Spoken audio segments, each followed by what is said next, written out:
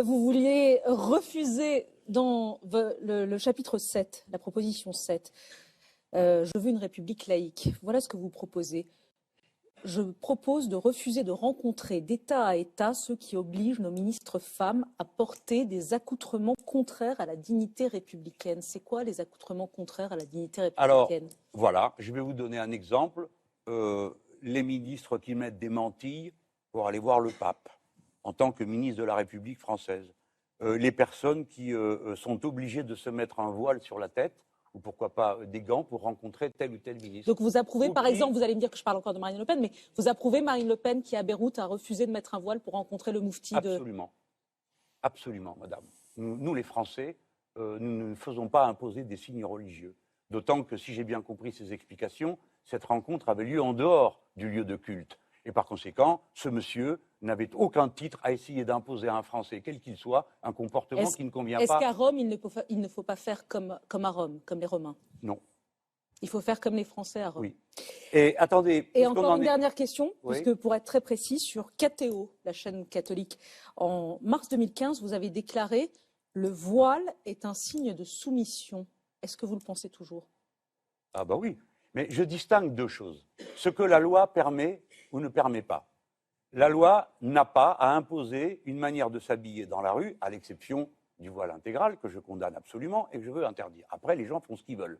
C'est comme ça. Voilà. Après, il y a la conviction personnelle et donc le devoir d'échanger avec les autres. En tant que militant lié au féminisme, je combats à titre individuel, par la persuasion et le dialogue, pour essayer de dire « faites pas ça, c'est pas une bonne idée ». D'autant que, si j'en crois ce que me disent mes amis, il n'y a aucune injonction religieuse sur le sujet. Mais vous savez, c'est une question que je connais bien, parce que ma grand-mère, ma mère et ma sœur, lorsque j'étais enfant, tout le monde avait un foulard sur la tête. Mais pour vous, à titre personnel, vous nous dites... Et c'était des chrétiennes. Hein. Pour vous, vous estimez que c'est un asservissement, mais vous ne pensez pas qu'il faut une loi, par exemple, pour interdire le voile à l'université? Non, parce qu'à l'université, nous avons affaire à des adultes.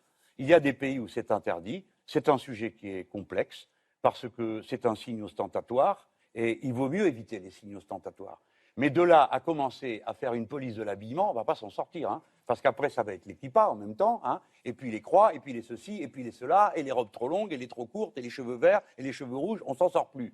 Et vous savez, le peuple français, et les femmes en France, incluent celles qui sont très croyantes. D'abord, ne sont pas toutes voilées. J'ai plusieurs amies qui sont très croyantes, qui font leurs 5 prières tous les jours, et qui ne sont pas voilées. Et deuxièmement, les autres sont assez ouvertes à la discussion. Donc moi, je plaide pour qu'on arrête de tout dramatiser. Mais je donne ma conviction personnelle. Je suis opposé à tous les signes religieux. Alors ça va depuis la femme qui se rase la tête et se met une perruque par-dessus pour suivre les prescriptions de la Bible, à celle qui se met un foulard sur la tête parce que c'est un rapport avec Dieu, paraît-il. Et je ne vois pas où Dieu s'intéresserait à un chiffon sur la tête, mais c'est mon affaire à moi. J'essaye de convaincre.